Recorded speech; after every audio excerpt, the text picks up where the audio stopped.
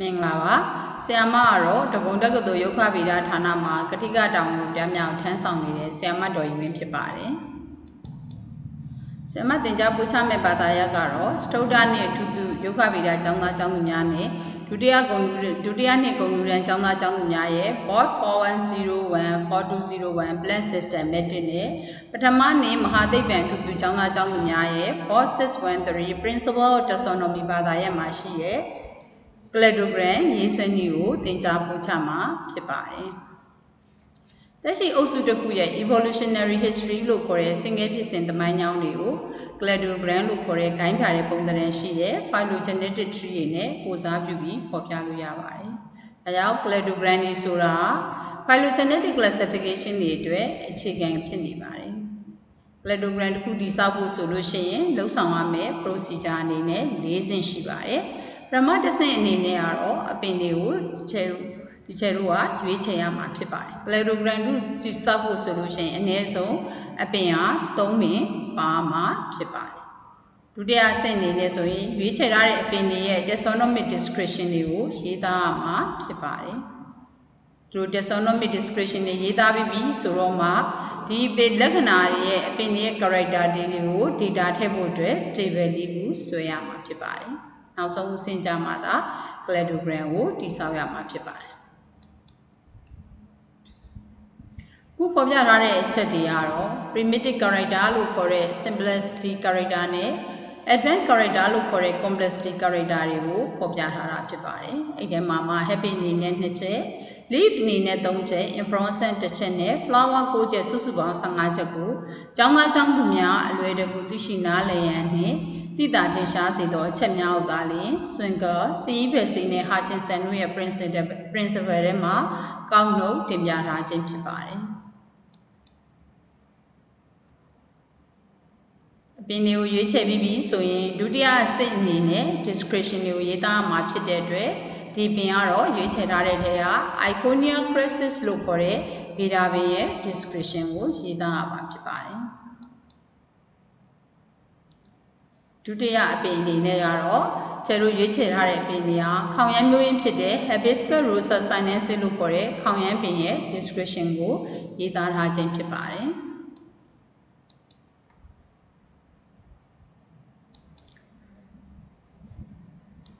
နောက်တတိယအနေနဲ့ကတော့ Ixora species လို့ခေါ်တဲ့ပုံငယ်ပင်ရဲ့ description ကိုရေးသားထားခြင်းဖြစ်ပါတယ်။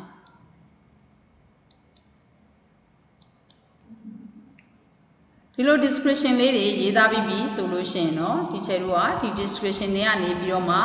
အပင်3ပင်တွေရဲ့ character တွေကို comparison ရေးဖို့အတွက်နှိုင်းရှင်တင်ပြဖို့အတွက်ဇယားကိုရေးဆွဲရမှာဖြစ်ပါတယ်။အဲ့ချိန်မှာ character အနေနဲ့ဆိုရင်ဒီချေတို့က character ဘယ်နှခုကိုရေးထားလဲဆိုရင်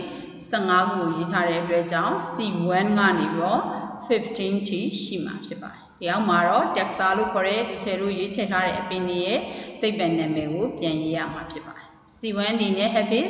C2 အနေနဲ့ဆိုရင် leaf type, C3 အနေနဲ့ leaf ရဲ့ arrangement, C4 အနေနဲ့ stipules ရှိလားမရှိလား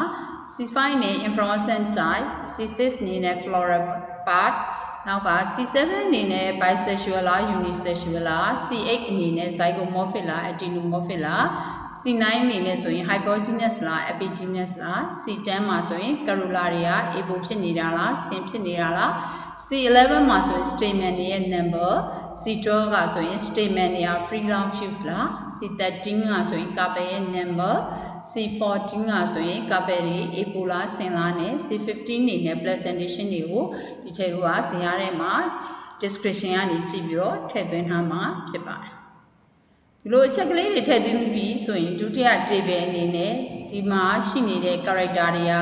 အရှိမဖော်ပြထားတဲ့ဇယားထဲမှာသွားကြည့်ပြီးတော့ advanced character လား primitive character လားဆိုတာကိုဖော်ပြရမှာဖြစ်ပါတယ်အကယ်၍ advanced character ဖြစ်မယ်ဆိုရင် A လို့သတ်မှတ်ပြီးတော့ primitive character ဖြစ်မယ်ဆိုရင် P လို့အစားထိုးပြီးရေးမှာဖြစ်ပါတယ် ဒါကြောင့်မို့လို့ habit မှာကြည့်မယ်ဆိုရင် half တရားဆိုရင် advanced ဖြစ်တဲ့အတွက် A လို့ရေးပြီးတော့ strap တရား primitive ဖြစ်တဲ့အတွက် B လို့ထည့်သွင်းရမှာဖြစ်ပါတယ် C2 နေမှာ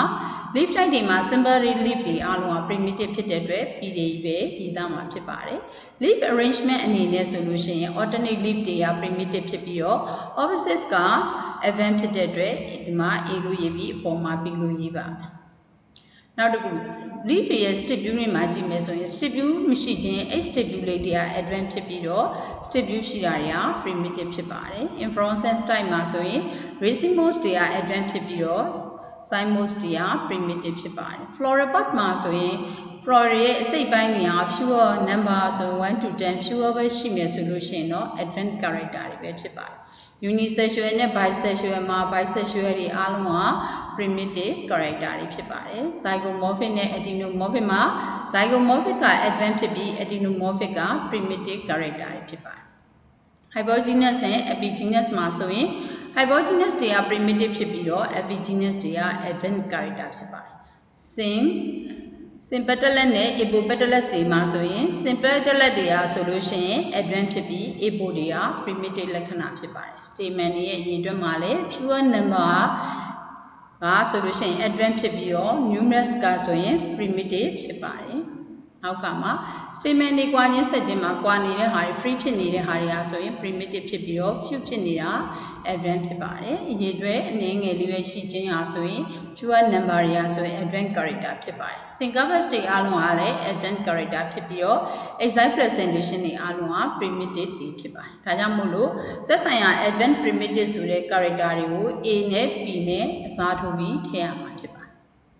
ဒီလိုမျိုး ADP တွေနဲ့အစားထိုးပြီးထည့်ပြီးပြီဆိုရင်ဒီချေတို့ကတတိယ table အနေနဲ့ဒီ character တွေရဲ့ weight တွေ value တွေကိုသတ်မှတ်ရမှာဖြစ်ပါတယ်ဒီနေရာမှာဒီချေတို့ advanced လို့ရေးထားတဲ့နေရာမှာသူ့ရဲ့ value အနေနဲ့တန်ဖိုးအနေနဲ့1လို့သတ်မှတ်ပြီးတော့ primitive တွေကိုတန်ဖိုးအနေနဲ့0လို့သတ်မှတ်မှာဖြစ်ပါတယ်ဒါကြောင့်မို့လို့အရှိမဖြည့်ထားတဲ့ A တို့ B တို့ B တို့ရဲ့နေရာမှာ A နေရာမှာ1ကိုအစားထိုးပြီးတော့ B နေရာမှာဒီချေတို့က0ကိုအစားထိုးပြီးတော့ရေးသွားမှာဖြစ်ပါတယ်အဲ့လိုရေးတဲ့အခါမှာနောက်ဆုံးမှာဆိုရင် Iconia crisis လို့ခေါ်တဲ့ beta ရဲ့တန်ဖိုးဟာဆိုလို့ရှိရင် total weight တန်ဖိုးက9ရပါမယ် Hibiscus rosa sinensis ရဲ့ total weight တန်ဖိုးဟာဆိုရင်4ရပြီးတော့ Ixora species ရဲ့ total weight တန်ဖိုးဟာဆိုရင်7ရရှိမှာဖြစ်ပါတယ်အဲ့လိုမျိုးလက္ခဏာတွေမှာဒီချေတို့ကတန်ဖိုးကိုသတ်မှတ်ပြီးပြီဆိုလို့ရှိရင်နောက်ဆုံးအဆင့်အနေနဲ့ဆိုလို့ရှိရင်ဒီ character တွေရဲ့ C1 C2 စသဖြင့် C15 T character number တွေမှာ work လို့ခေါ်တဲ့ ABCD ကို alphabetical နည်းအရသူ့ကိုအစားထိုးပြီးတော့သတ်မှတ်ပါမှာအဲကြောင့် A ကနေပြီးတော့15ချက်ရှိတဲ့အထိရှိတဲ့အတွက်ဒီချက်တို့က OT ရေးထားပါဒီမှာရှိနေတဲ့1တို့0ဆိုတဲ့တန်ဖိုးနေရာမှာလဲသက်ဆိုင်ရာအခရာစကားလုံးရဲ့1နေရာမှာ capital letter ကိုအစားထိုးပြီးတော့0နေရာမှာ small letter ကိုအစားထိုးရမှာဖြစ်ပါတယ်ဒါကြောင့်မလို့ဥပမာကြည့်မယ်ဆိုရင် C1 ဆိုတဲ့နေရာမှာဒီချက်တို့က A လို့ပြီးထားတဲ့အတွက်ကြောင့်1နေရာမှာ A ကြီးဖြစ်ပြီး0နေရာမှာ A အသေးလေးဖြစ်ပါတယ် C2 နေရာမှာဆိုရင် alphabetical သွားတဲ့အတွက် B ဖြစ်ပြီးရဲ့အခါမှာသူ့ရဲ့0နေရာဖြစ်တဲ့အတွက်ကြောင့်သူနဲ့သက်ဆိုင်ရာ B အသေးလေးတွေပဲရေးထားတာဖြစ်ပါတယ်အဲ့လိုမျိုး verb တွေနဲ့အစားထိုးပြီးပြီဆိုရင်ဒီချက်တို့ကဒီမှာဘာလုပ်ထားလဲဆိုရင် progressive limited group လို့ခေါ်တဲ့အခါမှာသူ့ရဲ့တန်ဖိုးတွေကိုညားရာအနေနဲ့ဆင်ထားတဲ့အတွက်ကြောင့်ဒီနေရာမှာ9ဖြစ်တဲ့ Iconia crisis ကပထမနည်းသွားတဲ့ Ixora species က7ဆိုတော့ဒုတိယဖြစ်ပြီးတော့ Hibiscus rosa sinensis ကတတိယအနေနဲ့ဒီချက်တို့က progressively ပြန်စီထားတာဖြစ်ပါတယ်အဲ့လိုအားလုံးစားသွင်းမိပြီ table လေးခုဆွဲပြီးပြီဆိုလို့ရှိရင်ဒီချက်တို့က species 3ခုလုံးရဲ့ basic common morphological character and equal volume ဆိုတာတူညီနေတဲ့လက္ခဏာတွေနဲ့တန်ဖိုးတွေကိုဒီချက်တို့ကဘာလို့ရမလဲဆိုရင်ရေးထုတ်ရပါမယ်ဒါတွေကတနည်းအားဖြင့်ပုံထုတ်တယ်လို့လောက်ရမှာဖြစ်တဲ့အတွက်သုံးပင်လုံးမှာတူနေတဲ့သုံးခုလုံးတူနေတဲ့ကဏ္ဍတွေကိုကြည့်မယ်ဆိုရင်အခရာကြည့်မယ်ဆိုရင် B သေးလေးရဲ့ F အကြီးရဲ့ G သေးလေးရဲ့ MG ရဲ့ NG နဲ့ O သေးလေးဆိုပြီးတော့အနီရောင်နဲ့ခြေထားတဲ့ဟာလေးတွေကသုံးပင်လုံးမှာတူညီနေတဲ့ equal value ပဲဖြစ်ပါတယ်ဒါကြောင့်မလို့ဒီဟာတွေကိုဒီချက်တို့ကကဏ္ဍစားသွင်းမယ်ဆိုရင် weight တန်ဖိုးစားသွင်းမယ်ဆိုရင် B က0 F G က1 G သေးလေးက0 M G က1 N G က1နဲ့ O သေးလေးက0ဆိုတော့ total weight ဒီဘယ်လောက်ရှိလဲဆိုရင်3ရမှာဖြစ်ပါတယ်အဲ့လိုကြာပြီးပြီဆိုရင်ဒီချက်တို့ကအပင်တွေကိုအုပ်စုနှစ်စုခွဲရမှာဖြစ်ပါတယ် ခုဒီချယ်တို့လှုပ်ထားတဲ့အပင်တွေက3ပင်နဲ့ရှိတဲ့အတွက်ကြောင့်ဒီချယ်တို့ကအုပ်စု2စုခွဲမယ်ဆိုရင်တအုပ်စုက1ပင်ပါပြီးတော့တအုပ်စုမှာ2ပင်ပါရမှာဖြစ်ပါတယ်အဲ့လိုမျိုးအုပ်စုခွဲတဲ့အခါမှာလည်းခွဲလိုက်တဲ့အပင်အုပ်စု2ပင်ရဲ့အုပ်စုတွေမှာရှိနေတဲ့သူတို့ရဲ့ equal value တွေတန်ဖိုးတွေအားဆိုလို့ရှိရင်0မဖြစ်ဘဲနဲ့ကိန်းဂဏန်းတစ်ခုဖြစ်မှသာလေ cladogram လို့ခေါ်တဲ့ခိုင်းဖြာတဲ့ပုံစံကိုရမှာဖြစ်ပါတယ်။ဒါကြောင့်မို့လို့သူတို့နှစ်ခုတွဲတဲ့အခါမှာသူတို့တွေရဲ့ equal value က3မဖြစ်ဖို့အရေးကြီးပါတယ်เนาะ0မဖြစ်ဖို့။အဲ့တော့ဥပမာအဖြစ်ဒီချက်ပြောမယ်ဆိုရင်အကယ် Iconium crisis ကိုတပင်တအုပ်စုအနေနဲ့ထားပြီးတော့ Azora နဲ့ Hibiscus ကိုဒီချက်တို့ကတအုပ်စုလို့သာတွဲခဲ့မယ်ဆိုရင်သူတို့နှစ်ပင်ရဲ့ equal value ကိုရှာမယ်ဆိုရင်သူတို့နှစ်ခုတူတာဒီ A သေးလေးနှစ်ခုတူမယ်D သေးလေးနှစ်ခုတူမယ် E သေးလေးနှစ်ခုတူမယ်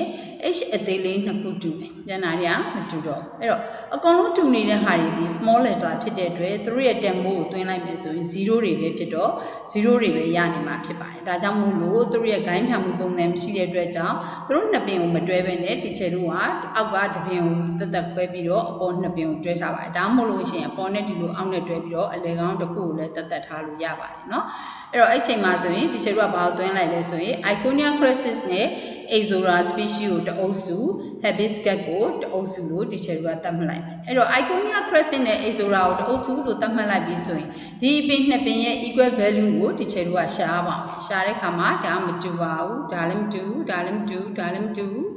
ဒီမှာမတူဘာတူလဲဆိုရင် G ကြီးနှလုံးတူတယ် K ကြီးနှလုံးတူတယ် L သေးနှလုံးတူပါတယ်ဒါကြောင့်မို့လို့သူတို့အပင်နှစ်ပင်ရဲ့ species နှစ်ခုရဲ့ morphological character နဲ့ equal value ကိုကြည့်မယ်ဆိုရင် G ကြီး K ကြီး L သေးဖြစ်တဲ့အတွက်သူတို့ရဲ့တန်ဖိုးသည်1 + 1 + 0 = 2ဆိုပြီးရမှာဖြစ်ပါတယ်အဲ့ပြီးတော့မှကြံခဲ့တဲ့တပင်ချင်းစီရဲ့ဒီချက်တို့အခုကာလာမချဲထားတဲ့ကြံနေတဲ့ weight လေးကိုပြန်တွက်ပါမယ်အဲ့တော့ကြံနေတာဒီ Iconium crisis မှာ AG C သေး DG EG HG I သေးလေးကြံပါပါအဲ့တော့အဲ့တန်ဖိုးတွေကိုစားသွင်းလိုက်ရင်1 0 DG က1 EG 1 HG 1 I သေး0 total က4ရAzora species မှာကြံခဲ့တာဒီ A သေးလေး CG D သေး E သေး H သေး I သေးကြံခဲ့တဲ့အတွက်ကြောင့်သူတို့ရဲ့တန်ဖိုးဒီ2ဖြစ်မှာ Hibiscus rosa sinensis မှာကြံတာ A C D E H I J K တွေဒီအသေးဖြစ်ပြီးတော့တလုံးနဲ့အကြီးဖြစ်တဲ့အတွက်သူ့ရဲ့တန်ဖိုးဒီ1ရမှာဖြစ်ပါတယ်အဲ့လိုမျိုးဒီချက်တို့က weight တန်ဖိုးတွေကိုကြည့်ပြီး equal value တွေကိုလည်းရှာပြီးပြီဆိုရင်ဒီချက်တို့ cladogram ကိုဆွဲလို့ရပါတယ်cladogram ကိုစဆွဲတဲ့အခါမှာဒီချက်တို့က species 3ခုလုံးရဲ့ equal value ကိုယူထားတဲ့အခါမှာဘယ်လောက်ရလဲဆိုရင်3ရတဲ့အတွက်3ကိုရေးပါမယ်0ကနေစပါမယ်1 2 3ပါဒီထိတ်ကလေးရောက်သွားမယ်သူရဲ့ character သတ်မှတ်ချက်ဖြစ်တဲ့ B သေးလေး F G G သေးလေး M G N G O အသေးလေးကိုရေးပါဒီအခါမှာဒီ3ပြီးတော့မှဒီချက်တို့ကအပင်3ပင်ရှိတဲ့အတွက်အုပ်စု2စုခွဲတဲ့အခါမှာ2ပင်ကတအုပ်စုတပင်ကတအုပ်စုဖြစ်ပါတယ်အဲ့တော့2ပင်တအုပ်စုရဲ့ equal value ဒီဘယ်လောက်ရှိလဲဆိုရင်2ရှိတယ်လို့ဒီချက်တို့ဖြာထားပြီးသားဖြစ်တဲ့အတွက်ဒီနေရာမှာဗာရေးမလဲဆိုရင်2ကိုရေးပါမယ်1 2 3ကနေစပြီးမှပြန်တွက်ပါမယ်1 2သူ့ရဲ့ character သတ်မှတ်ချက်ဖြစ်တဲ့ GG KG L သေးကိုရေးပါတအုပ်စုရဲ့တပင်နဲ့ကြံခဲ့တဲ့ဟာဒီပါလဲဆိုရင် Hibiscus rosa sinensis ပါသူ့ရဲ့တန်ဖိုးက1ဖြစ်တဲ့အတွက်ဒီကနေ1လေးဆွဲလိုက်ပါမယ်သူ့ရဲ့လက္ခဏာသတ်မှတ်ချက်ဒီ A သေး C သေး D သေး E သေး H သေး I သေး J သေး K သေးနဲ့ L G ပါဆုံးသွားပြီဆိုရင်ဒီနေရာမှာမဲဆက်လေးရေးပြီးသူ့ရဲ့သိပ္ပံနာမည်ဖြစ်တဲ့ Hibiscus rosa sinensis ကိုရေးရမှာဖြစ်ပါတယ်ပြီးတော့မှဒီချက်တို့ကဒီမှာ2ပင်အုပ်စုတစ်ခုကိုခွဲထားပြီးသူ့ရဲ့ equal value 2မှာရပ်ထားတဲ့အတွက်ကြောင့်အပင်2ပင်ကျန်ပါတယ်အဲ့ဒီပင်2ပင်မှာ Iconium crisis ရဲ့ value ဒီ4ဖြစ်တဲ့အတွက်ဒီကနေ4ပြန်ယူပါမယ်1 2 3 4ဒီမှာဆုံးသွားပြီဆိုရင်နက်ကလေးနဲ့ဝိုင်းမယ်အလုံးလေးဝိုင်းလိုက်မယ်ဒီမှာသူ့ရဲ့လက္ခဏာသတ်မှတ်ချက်ဖြစ်တဲ့ AG C သေး DG AEG HG I သေးလို့ရေးပြီးသူ့ရဲ့သိပ္ပံနာမည်ဖြစ်တဲ့ Iconium crisis ကိုရေးပါပြီးတော့မှသူ့ရဲ့ဒီမှာရှိနေတဲ့ equal value ကနေပြီးတော့ Azora ဒီဘယ်လောက်တက်သွားမလဲဆို2ပဲရှာထား2ပဲရတဲ့အတွက်ကြောင့်သူကနေသွားမယ်ဆိုရင်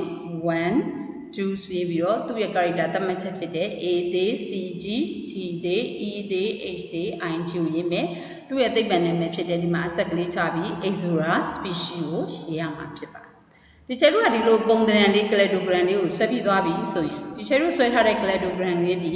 မှန်ကန်ခြင်းပြည့်ပြည့်စုံခြင်းရှိမရှိကိုဆိုရင်အချက်နှစ်ချက်နဲ့ပြန်ပြီးတော့စစ်ဆေးကြည့်လို့ရပါတယ်ပထမအချက်အနေနဲ့ဆိုရင်ဒီအပင်တွေရဲ့ weight တန်ဖိုးနဲ့ဒီထဲမှာရှိနေတဲ့ scale unit တွေကိုက်လားမကိုက်လားကြည့်ရပါအဲ့တော့ဒီချေတို့ငကိုရှာထားတဲ့ Iconia crisis ရဲ့ weight တန်ဖိုး total weight ဒီ9ဖြစ်ပါတယ်ဒီမှာရှိနေတဲ့ scale unit ကိုကြည့်မယ်ဆိုလို့ရှိရင်9ဖြစ်နေတာကိုတွေ့ရအောင် Ixora species total weight တန်ဖိုးဒီ7ရှိရဲ့သူ့ရဲ့ scale bar မှာပြန်ကြည့်မယ်ဆိုရင်7ရတာကိုတွေ့ရပါ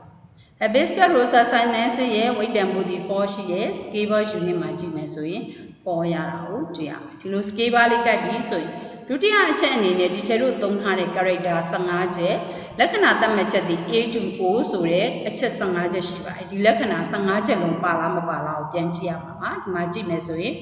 ဒီမှာ6ခုရှိပါတယ်ဒီမှာက9ခုရှိတဲ့အတွက်15ခုကိုက်ပါတယ်ဒီမှာသွားမယ်ဆိုဒီမှာ6ခုဒီမှာ3ခု9ခုဒီမှာရှိနေတာ6ခုဖြစ်တဲ့အတွက်15ခု Ixora အတွက်လည်းကိုက်ပါတယ်ဒီမှာ6ခု3ခု9ခုဒီမှာ6ခု15ခုရှိတဲ့အတွက် Iconia crisis ရဲ့လက္ခဏာ15ချက်လည်းပြည့်ပါတယ်ဒီလိုအချက်နှစ်ချက်ပြည့်စုံမှသာလျှင်ဒီချေတို့ရဲ့ cladogram ဒီပြည့်စုံပြီးမှန်ကန်တဲ့ cladogram ကိုရရှိမှာဖြစ်ပါတယ်အခုဒီချေသင်ကြားပြသပေးတဲ့သင်ခန်းစာကတော့သားတို့သမီးတို့အတွက်အခြေခံ cladogram ရေးဆွဲနည်းလေးကိုသိနားလည်ဖို့အတွက်သင်ကြားပြသပေးခြင်းဖြစ်ပြီးတော့သားတို့အနေနဲ့လည်းကြိုက်နှစ်သက်ရာနောက်ထပ်အပင်၃ပင်ကိုအနည်းဆုံးကနေစပြီးတော့ရွေးချယ်ပြီးတော့အခုဆွဲတဲ့ပုံစံအတိုင်းလေးကိုလေ့ကျင့်ပြီးဆွဲရင်းနဲ့ cladogram ရဲ့အခြေခံရေးဆွဲနည်းကိုနားလည်တတ်ကျွမ်းလာမှာဖြစ်ပါတယ်